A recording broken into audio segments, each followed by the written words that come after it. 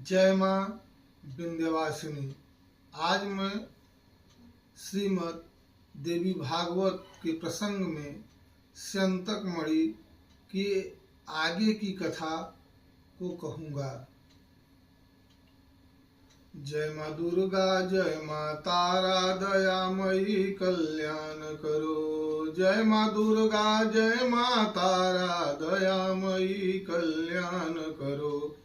जय माँ दुर्गा, जय माँ तारा, दयामयी कल्याण करो। खड्गं चक्रगदेषु चाप परिघान् शूलं भुजुण्डीं शिरः शङ्खं सन्दधतिं करैः श्रीनयनां सर्वाङ्गभूषावृतां नीलाश्मद्युतिमास्य पाददशकां सेवे महाकालिकां यामस्तौ स्वपिते हरौ कमलयो हन्तुं मधुं कैटभम्। विन्ध्यस्थां विन्ध्यनिलयां विन्ध्यपर्वतवासिनीं योगिनीं योगमायां त्वां चण्डिकां प्रणमाम्यहं। माता विन्ध्यवासिन्यै नमः। वसुदेव उवाच। वसुदेव जी कह रहे हैं कि भगवानस्तव वाक्येन संस्मृतं वृत्तमात्मनः श्रूयतां तच्च वयच्छामि देवी महात्म्य संभवम्। पुराण भोगिरा कंसो देवक अष्टम गर्भतः ज्ञात्वात्म मृत्युं पापो मां सभार्यं न्यरुणद्भिया। कारागारे अहं वशं देवक्या सह भार्यया जातं संवधित पुत्रम कंसोपि पाप कृतम। कहते हैं कि हे भगवान, वसुदेव जी कह रहे हैं कि हे भगवान, आपके मुख से यह वचन सुन करके मुझे भी अपने श्रीमद् देवी भागवत संबंधित एक पुराना वृत्तांत याद आ गया है। मैं आपको बता रहा हूँ। पुराण भोगिरा कंसो, पूर्व काल में आकाशवाणी के माध्यम से कंस को यह बात पता चली कि उसकी मृत्यु देवी देवकी के 8वें पुत्र के हाथों से होगी। इसलिए वह वसुदेव और देवकी को बंदी बना लिया। कारागार में मैं और मेरी पत्नी देवी देवकी साथ साथ रहने लगे तथा मेरे द्वारा उत्पन्न पुत्रों को कंस एक एक करके मार डाला। खटपुत्रा निहतास्तेन तदा शोकाकुलो भृशम अतप्यत देवकी देवी नंदन नक्तन दिवमनिंदिता। 6 पुत्रों को कंस के हाथों मारे जाने पर मेरी पत्नी देवकी बहुत ही शोकाकुल हुई और दिन रात दुखी रहने लगी। तदाहम गर्भमाहूय मुनि नत्वा ही पूज्य च निवेद्य देवकी दुखम ओचह पुत्र काम्यया। तब मैंने गुरु गर्ग की आराधना की, उनकी पूजा की और उनसे पुत्र प्राप्ति के लिए देवकी के दुख को बताते हुए भगवान करुणा सिंधु यादवानां गुरुर्भवान आयुष्मत पुत्र संप्राप्ति साधनम बद मे मुने ततो गर्ग प्रसन्नात्मा मामुवाच दयानिधे।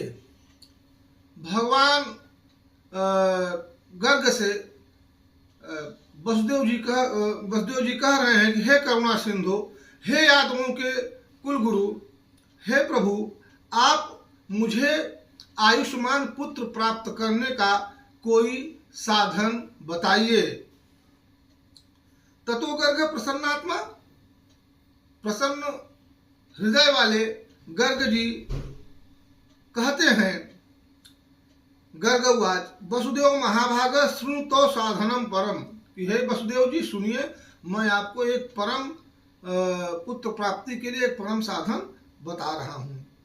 यासा भगवती दुर्गा भक्त दुर्गति हारिणी तमाराधय कल्याणी सद्य श्रेयो हेवाप्य शशि। कहते हैं कि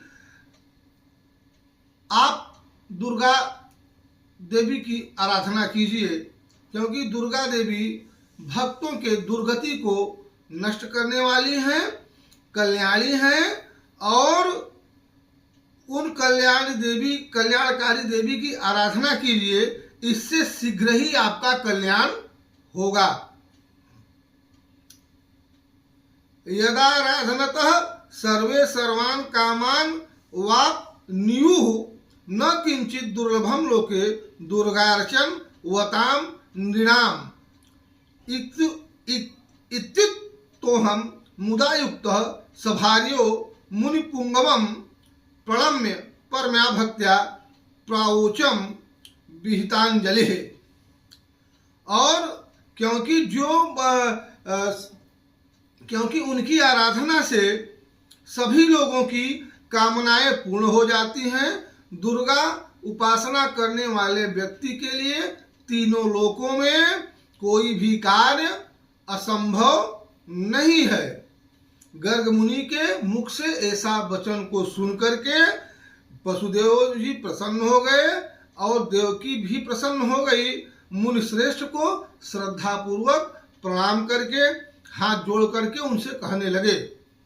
वसुदेव उवाच यतस्ति भगवन् प्रीतिर्मयि ते करुणानिधे तदा गुरो मदर्थे तम समाराधय चंडिकाम। हे भगवान, हे करुणा सागर, हे गुरु, आप मुझ पर अगर प्रसन्न हैं तो मेरे कल्याण के निमित्त आप ही उन भगवती का आराधना करें, क्योंकि निरुद्धम कंस गेहे हम न किंचित कर्तुमुत्सहे अतस्त्वमेव दुखाब्धेर मामुद धर महामते।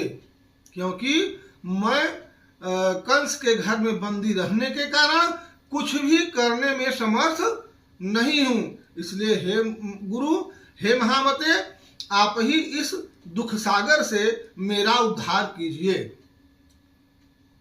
इत्युक्तस्तु मया प्रीतः प्रोवाच मुनिपुंगवः वसुदेव तव प्रीत्या करिष्यामि हितं तव।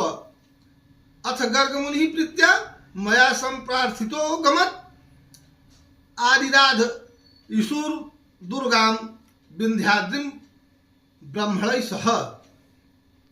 तत्र गत्वां जगद्धात्रीं भक्ताभीष्ट प्रदायिनीं आराधयामास मुनिर जप पाठ परायणः। तथा समाप्ते नियमे वागुवाचा शरीराणि प्रसन्नाः मुने कार्य सिद्ध्यस्तव भविष्यति।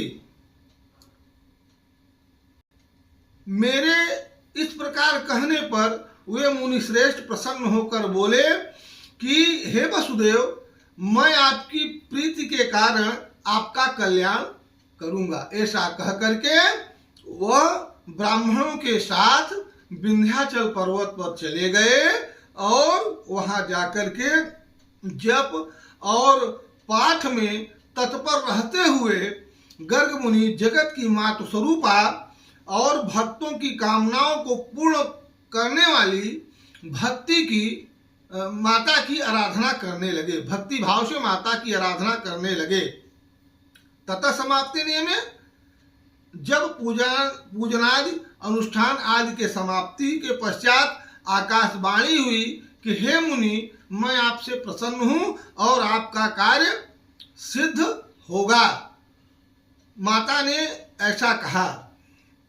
भूभार हरणार्थाय मया संप्रेरितो हरि वसुदेवस्य देवक्यां स्वांसे नाव तरिष्यति।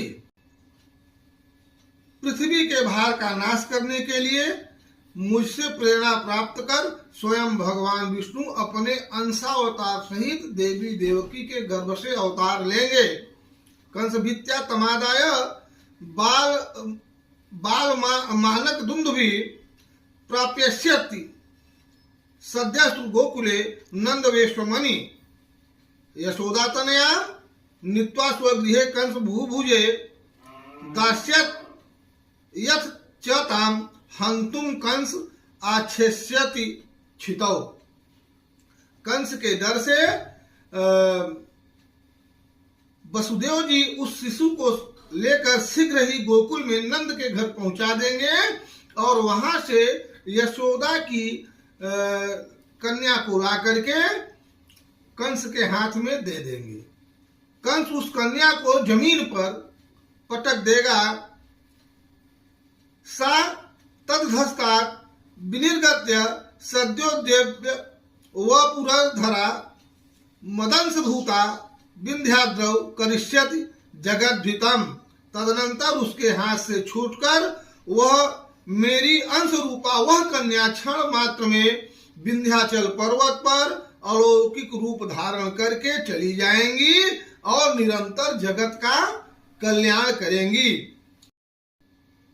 इति तद्वचनम श्रुत्वा प्रणम्य जगदम्बिकां गर्गो मुनि प्रसन्नात्मा मथुरा मागमत पुरीम। माता के इस प्रकार के आकाशवाणी को सुनकर के गर्ग मुनि ने माता को प्रणाम किया और स्वयं मथुरा के लिए चल दिए। वरदानम महादेव्या गर्गाचार्य मुखादहम श्रुत्वा सभार्य संप्रीतः पराम मुद मथागमम। वरदान, इस वरदान को आचार्य गर्ग मुनि के मुख से सुन करके वसुदेव और उनकी पत्नी देवी देवकी बहुत प्रसन्न हुई और आनंद भोर हो उठी। तदारभ्य परम जाने देवी महात्म्योत्तमम अधुनापि ही देवर्षे श्रुतम तो मुखाम्बुजात।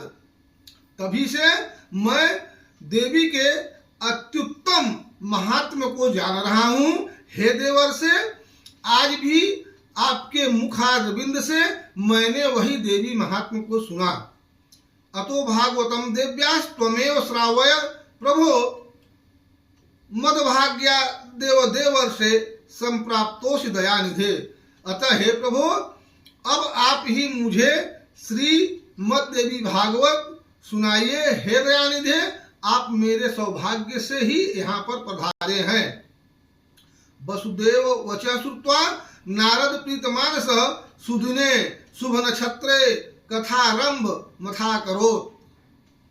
वसुदेव के इस प्रीत रूपी वचन को सुनकर नारद जी ने शुभ दिन शुभ नक्षत्र में कथा को आरंभ किया।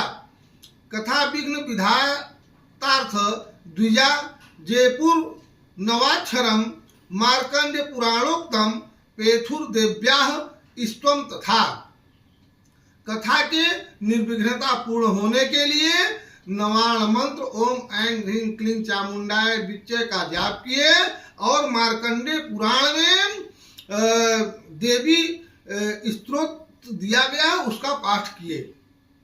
प्रथम स्कंधम आरभ्य श्री नारद मुखोदगतम श्रुस्वाव वसुदेवस्य भक्त्या भागवता मृतम। प्रथम स्कंध के आरंभ से ही वसुदेव जी देवर्षि नारद के मुंह से निःसृत अमृत स्वरूप श्रीमद देवी भागवत पुराण का भक्ति पूर्ण श्रवण करने लगे। नवमे ही कथा पुस्तकम वाचकम तथा प्रसन्न पूजयामास वसुदेव महामना। नववें दिन कथा के समाप्ति पर श्रीमद देवी भागवत का और नारद जी का प्रसन्न हृदय के साथ उन्होंने वसुदेव जी ने पूजन किया। अथ तत्र विलस्यांतः कृष्ण जाम्बवतो मृधे कृष्ण मुष्टि विनिष्पातास् तथांगो जाम्बवान भूत। इधर कंदरा में श्री कृष्ण और जाम्बवान के बीच चल रहे युद्ध में श्री कृष्ण के मुष्टि प्रहारों से जाम्बवान का शरीर शिथिल पड़ गया। अथा गत स्मृति सोपी भगवंतं प्रणम्य च उवाच परमा भक्त्या स्वपराधम क्षमापयन। उसी समय जाम्बवान को पूर्व काल की घटनाएं याद आ गई और भगवान श्री कृष्ण को परम भक्ति के साथ प्रणाम करके अपने अपराध के लिए क्षमा याचना करते हुए जाम्बवान ने भगवान श्री कृष्ण से कहा, अब मुझे ज्ञातोसी रघुवरस्य त्वं यद्रोषात् सरितां पतिः क्षोभं जगाम लंकां च रावणः सानुगो हतः।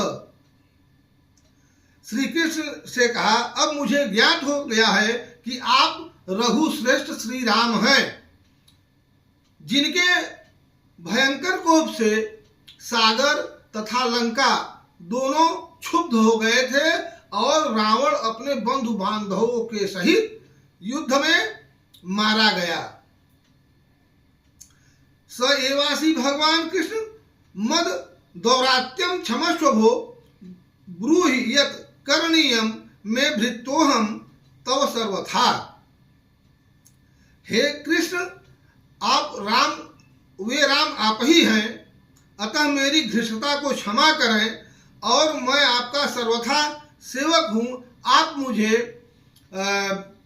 मेरे योग्य जो भी कार्य हो उसके लिए आदेशित करें। श्रुत्वा जाम्बवतो वाचं ब्रवीज जगदीश्वरः मणि हेतुरिह प्राप्ता वय मृच्छ पते बिलम। जाम्बवन का वचन सुनकर के भगवान श्री कृष्ण ने कहा, हे ऋक्षराज, मणि प्राप्ति करने के उद्देश्य से मैं इस कंदरा में आया हुआ हूँ।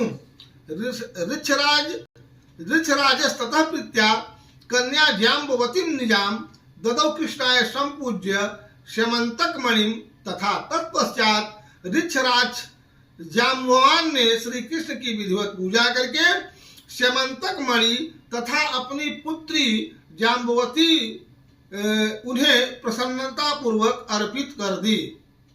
सताम पत्नीं समादाय मणिकंठे तदा दधत्